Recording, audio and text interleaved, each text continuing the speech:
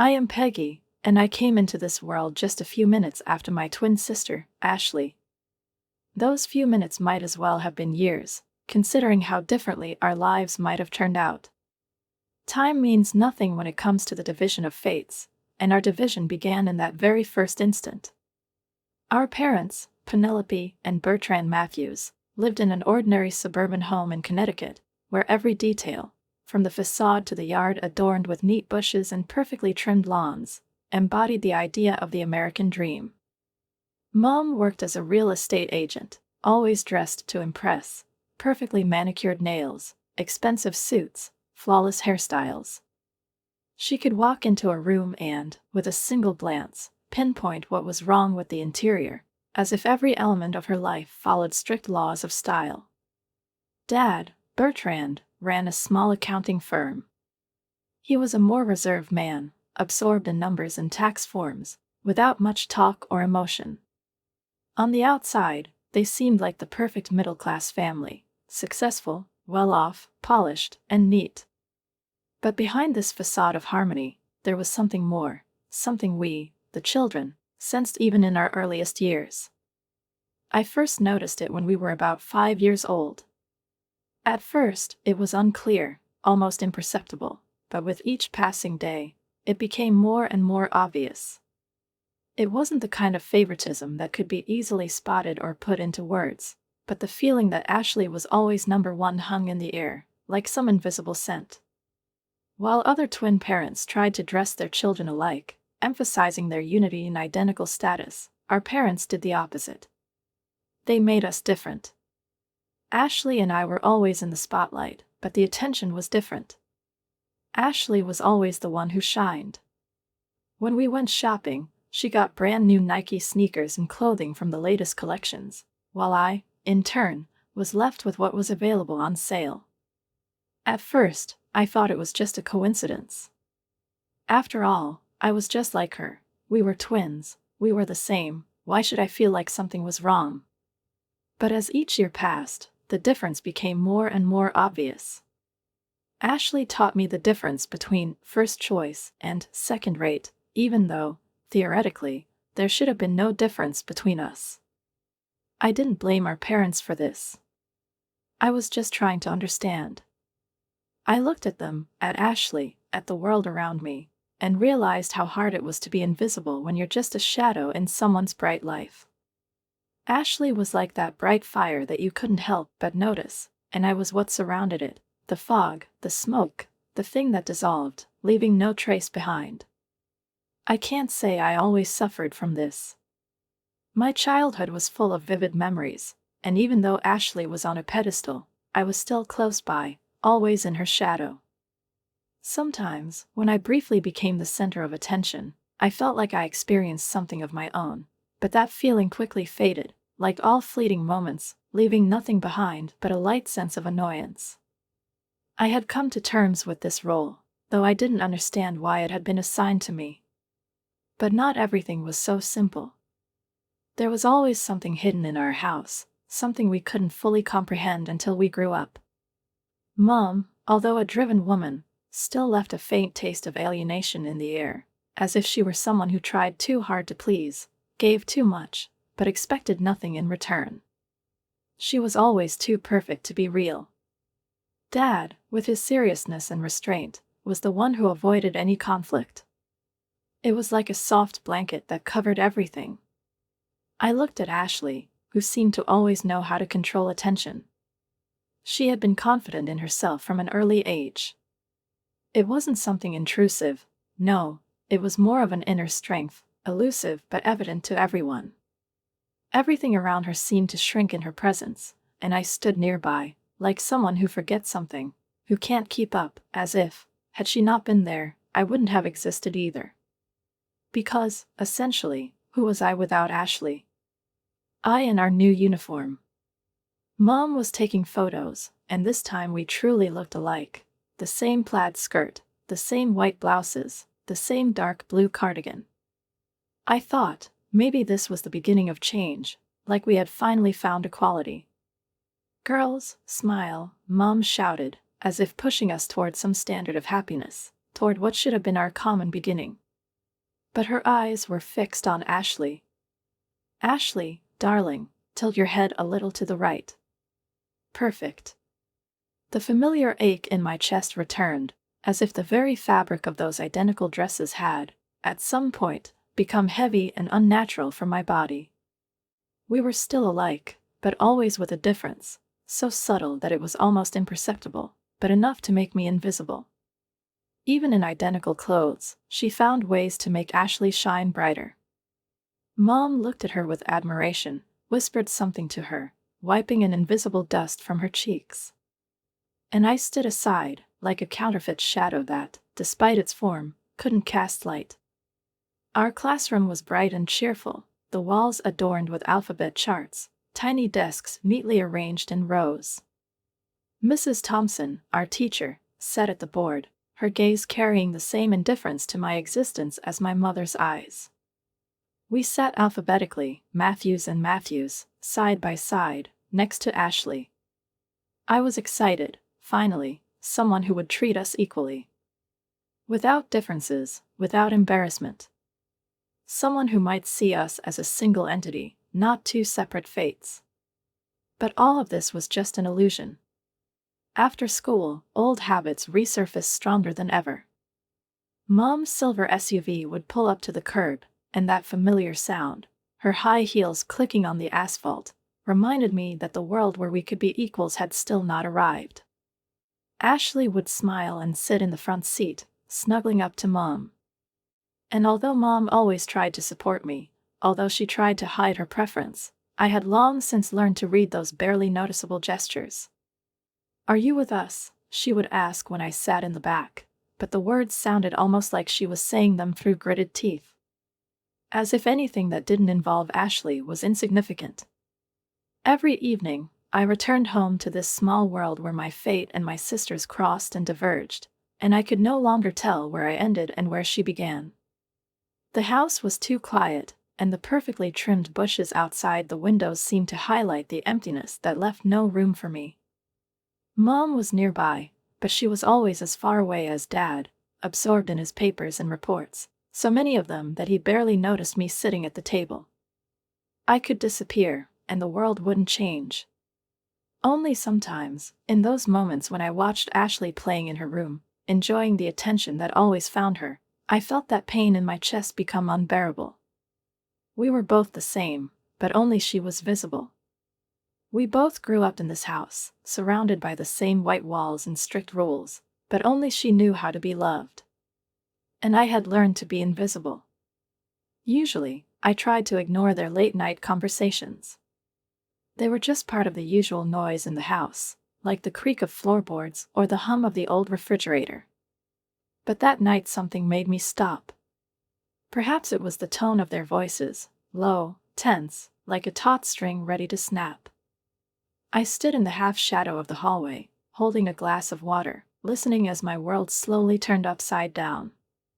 "Sometimes I think we made a mistake," Dad said, his voice heavy, as if he were saying this for the first time, even to himself. "What are you talking about?" Mom asked, her voice sharp, but with a hint of fatigue. "Having twins," he replied after a long pause. "Ashley would have been enough. She's everything we could want from a daughter." I felt my fingers tighten around the glass. Suddenly, it became hard to breathe. "But there are two of them," Dad continued. "We're fine with Ashley. She's special. She's made for great things. And Peggy. She's just here." I didn't hear Mom's response, only her long sigh, as though she agreed with Dad's words. Suddenly, the glass slipped from my hand, but I caught it before it broke. I wanted to catch my heart just as easily, but it had already started to fall, shattering into pieces. In that moment, everything fell into place. Years of trying to earn their love, hoping that one day something would change, suddenly seemed absurd and pointless. They never wanted me. I was the unwanted twin, the extra daughter, whose presence weighed on them like an unnecessary line in an accounting report. After that night, something inside me snapped. I stopped seeking their approval. Instead, I focused on my studies. It became my freedom. My mind, cleared of the need to please them, gained a clarity I hadn't even suspected. My grades, which had always been good, became outstanding. Excellent analysis, Peggy, Mr. Peterson once said, holding up my essay on The Great Gatsby. This is exactly the kind of deep insight I'm looking for. I could feel Ashley tense up next to me. Her pencil began to tap aggressively on the desk, her habit when she was angry. I didn't look at her, but out of the corner of my eye, I saw her face flush with color. Such scenes started to repeat. In math, history, chemistry, it didn't matter which subject. The more the teachers praised me, the more I noticed Ashley losing her patience. It reached a peak in chemistry class when Mrs. Rohde suggested I become a mentor for other students. Later that evening, I overheard Ashley complaining to Mom. The teachers don't like me, her voice was full of hurt. They always praise Peggy and make me look bad. They do it on purpose. The next day, Mom came to school. She looked as perfect as always, her designer handbag draped over her shoulder, her heels clicking sharply against the linoleum floor of the hallways. I watched her walk into Principal Williams's office, from which Mrs. Chen, our homeroom teacher, was soon summoned. I want to know why your teachers are discriminating against my daughter, Mom declared, her voice full of confidence. Mrs. Chen remained calm. She placed 2 folders on the table, ours, mine and Ashley's. Here are the records for both girls, she began. Peggy consistently receives top marks in every subject. Mom didn't let her finish. You're saying my Ashley isn't smart, she interrupted. I'm just noting that Peggy's academic achievements. That's exactly what I'm talking about.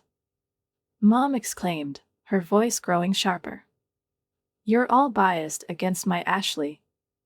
No amount of evidence could convince her. When she returned home, I heard her telling Dad that the teachers at school were being unfair. They're biased against our precious Ashley, she said. And once again, I understood, their view would never change. At 16, I was tired of asking for pocket money and watching Ashley receive hundreds of dollars just for being Ashley. Every whim of hers was satisfied, every idea treated as something great. I decided I couldn't tolerate this injustice any longer and applied for a job at Coffee Bean, a cozy cafe just a few blocks from our house. It wasn't a glamorous job, but it gave me what I had always wanted, independence. Plus, my colleagues, ordinary people who valued hard work, truly accepted and respected me. It was new to me, and I enjoyed every moment I spent among them. Of course, Ashley couldn't let me have even this small victory. Oh my God, you're actually going to be a waitress, she said one morning as I was putting on my uniform. That's so pathetic. Mom, can you believe Peggy's going to be serving people food? Mom, standing by the kitchen island, made a characteristic disapproving sound without even looking at me. Instead, she handed Ashley another $100 bill for her next shopping spree. That's when I remembered something I had overheard years ago. A heated phone conversation in which Mom shouted, "I don't want anything to do with you anymore. You embarrass me with your tiny house and budget clothes. I've moved to a new world." She was speaking to her parents. My grandparents. The ones I had never met. They didn't fit into her new lifestyle, the picture-perfect existence she was trying to maintain. That evening, while Mom and Ashley were out shopping again, I snuck into Mom's home office. In her address book, I found a note under D4, "Do not contact." Next to it was an address in some old part of town.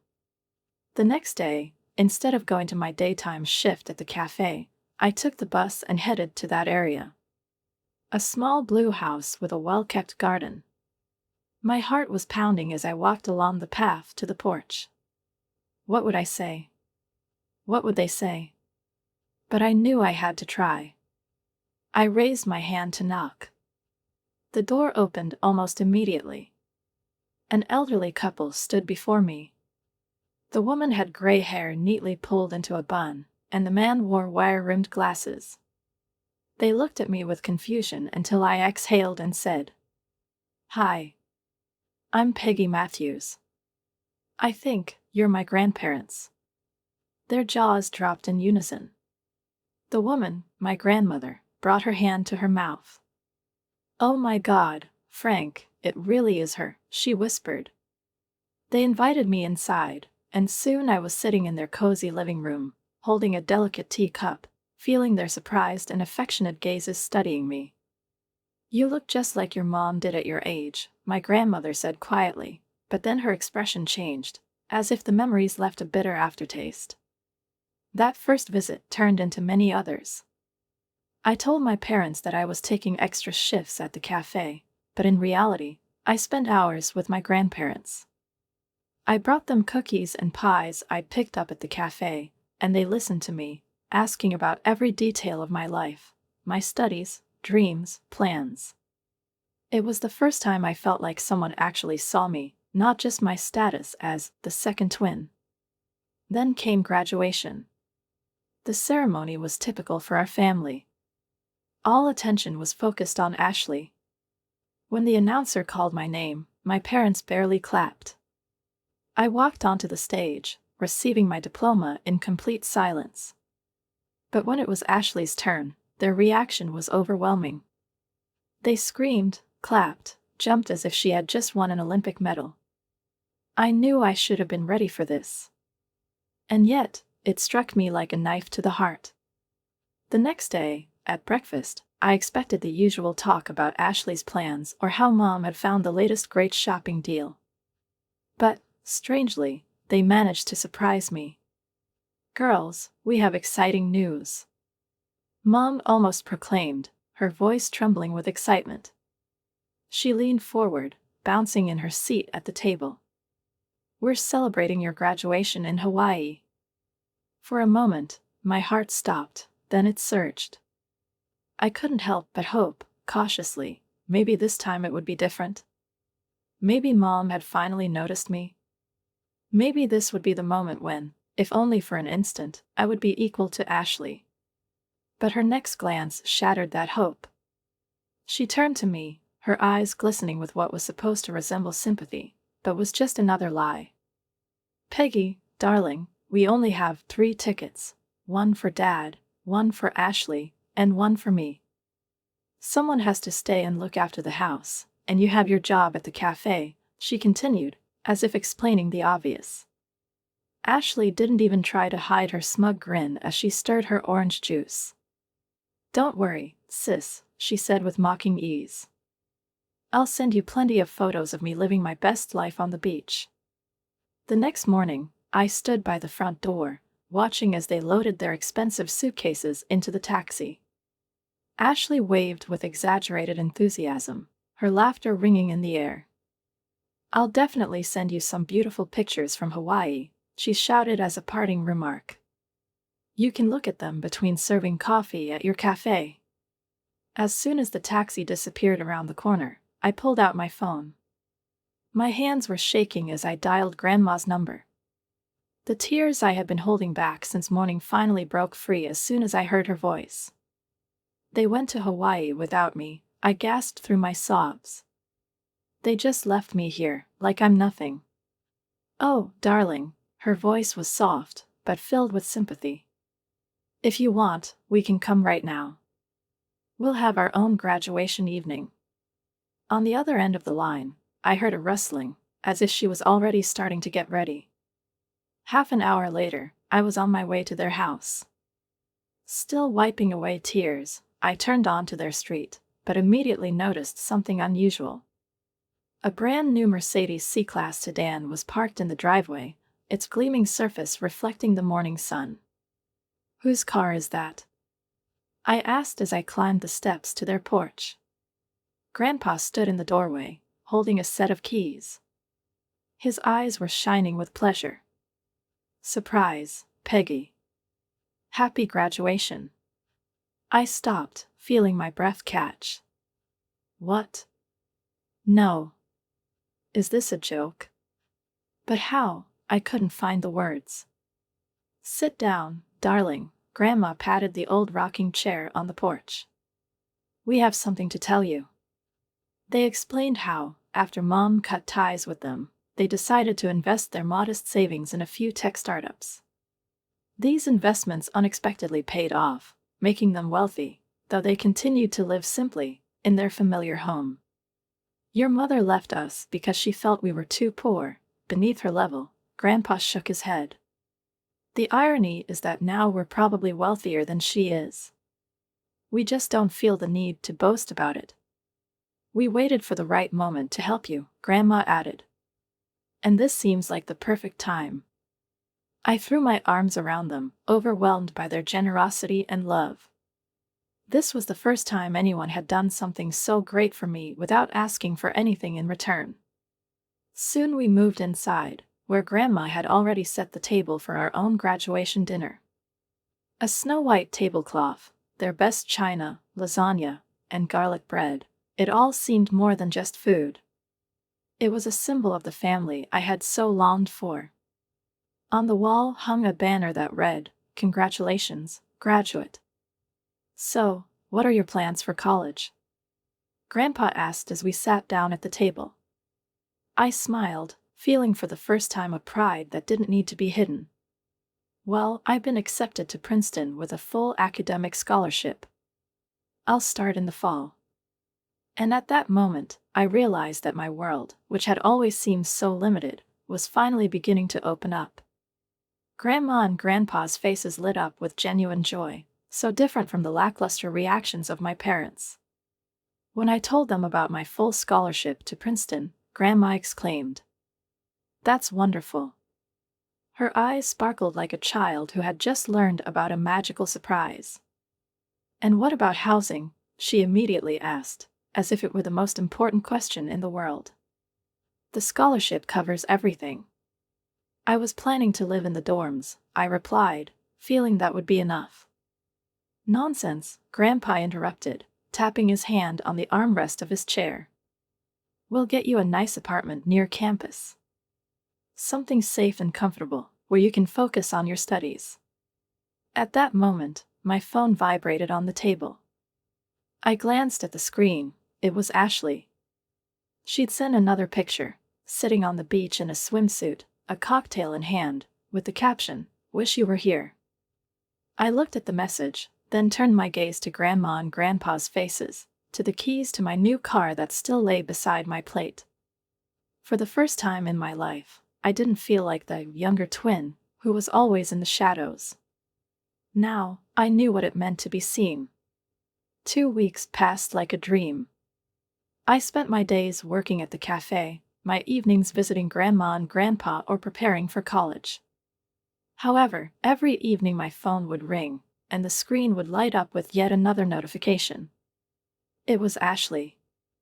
Again and again, she sent photos, on the beach, at expensive restaurants, by endless scenic pools. Each photo was accompanied by biting captions, "Living my best life while someone serves coffee," or "Hawaii vacation. This is what success looks like. Others can only dream about it." Each message left an unpleasant aftertaste, but I learned to let go of the pain. My time with Grandma and Grandpa, my college plans, the keys to the car, all of it filled my heart with a peace I had long been missing. Then came the day of their return. I was sitting in the living room, pretending to read a book, but stealing glances out the window. A taxi pulled up to the house, and I fought to keep from smiling, knowing they were in for a surprise. Mom was the first to get out, but she stopped so abruptly that Ashley nearly bumped into her.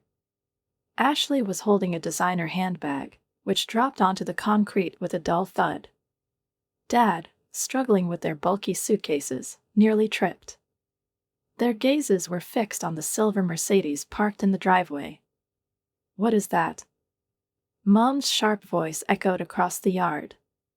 Her perfectly manicured finger pointed at the car, as though it might bite her. Is that a new model?" Dad mumbled, his face a mix of shock and confusion. I slowly rose, savoring every moment of their bewilderment. As I stepped onto the porch, their tans seemed to fade. They stared at me as though I were a ghost. "Whose car is this?" Dad demanded, his voice firm but tinged with uncertainty. I twirled the keys around my finger, just like Ashley always did with the straps of her expensive bags, enjoying the moment. "Like you could afford it on your waitress salary," Ashley sneered, but I caught a hint of insecurity in her laugh. "Did you steal it? Or are you just parking it for some rich client?" "Actually," I said, savoring each word like expensive chocolate, "this is a graduation gift from Grandma and Grandpa." The color slowly drained from Mom's face. She looked like she was about to faint. "What?" she croaked. "Them. Grandma and Grandpa? You mean my parents? The ones I don't talk to anymore?" "Yes, those very ones," I said, looking her straight in the eye. "The ones you left because they were too poor for you." Dad turned sharply to Mom, his face a mix of anger and bewilderment. "Penelope, call your parents immediately," he ordered. His voice was as commanding as it always was when he was placing an order at a restaurant. Mom's hand trembled as she pulled her phone from her bag. Her French manicure gleamed in the sunlight. She didn't even bother hiding her irritation when Grandma answered. Mom immediately switched the call to speakerphone. "How do you afford a car like that?" she demanded. Her voice rang out across the yard. On the other end of the line, Grandma's calm, slightly surprised voice responded. "Oh, hello, Penelope." Grandma's voice was deceptively soft, with a barely perceptible touch of mockery. "I hope you're enjoying your expensive vacation. I saw all the lovely photos Ashley posted. The Royal Hawaiian looks wonderful this time of year." "Don't change the subject," Mom snapped, her voice sharp and almost trembling with indignation. "How could you let Peggy have a Mercedes?" There was a pause on the other end before Grandma answered with a slight note of satisfaction in her voice. "Well, dear," she began, her tone as if explaining something obvious, "it seems you've underestimated us, the very parents you were so ashamed of. We're quite comfortable now, more than comfortable, to be honest. In fact, Penelope, we're rich." Mom froze. Her face immediately transformed into a mask of unnaturally sweet politeness. "Mom," she began with feigned tenderness, "I thought, maybe it's time to leave the past behind. Family is so important, after all." Grandma's voice turned cold, like ice. "Of course, Penelope. And speaking of family," her words shot out like a bullet, and I noticed Mom's eyes dart to Ashley, standing next to her. "You have another granddaughter, don't you? The one you just took with you to Hawaii, leaving Peggy behind."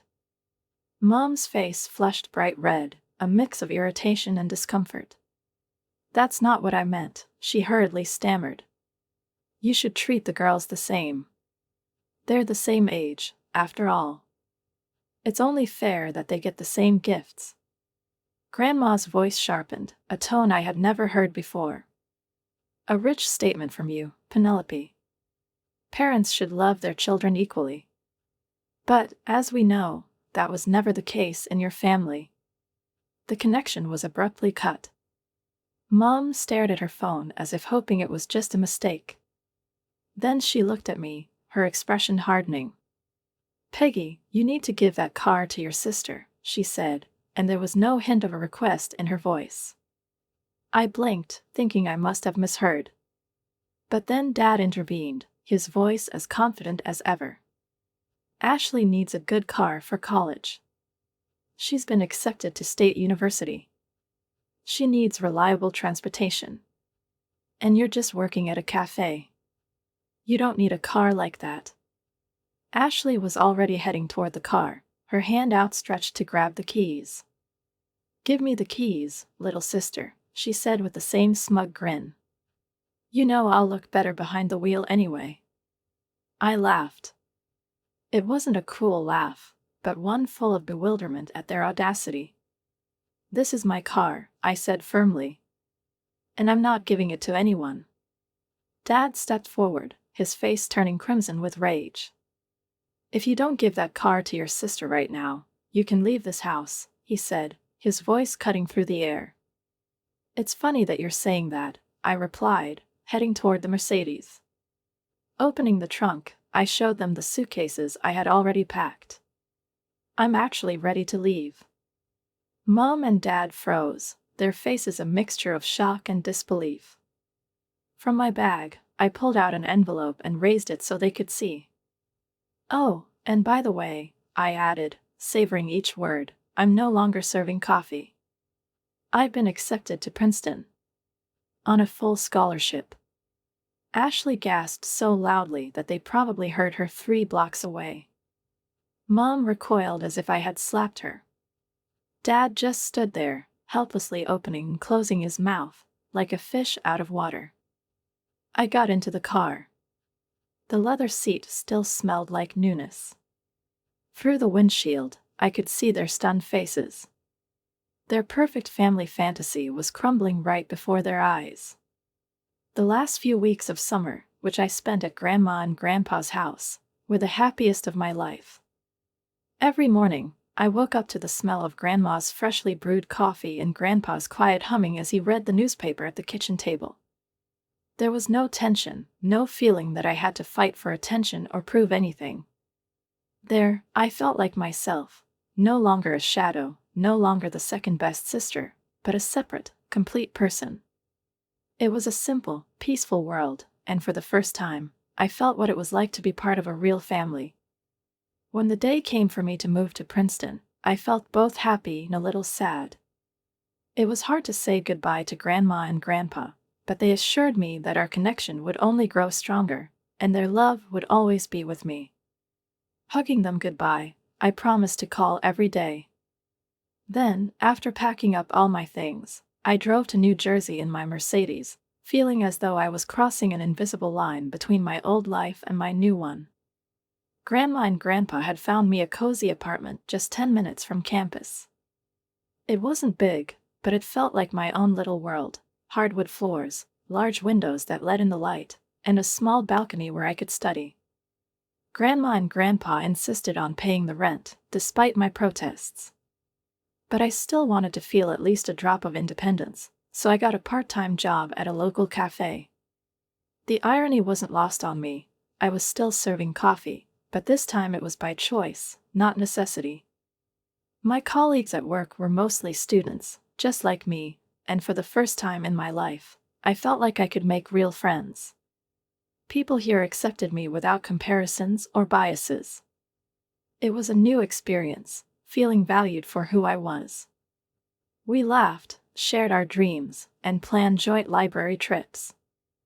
About a month into the semester, Grandma called me with unexpected news.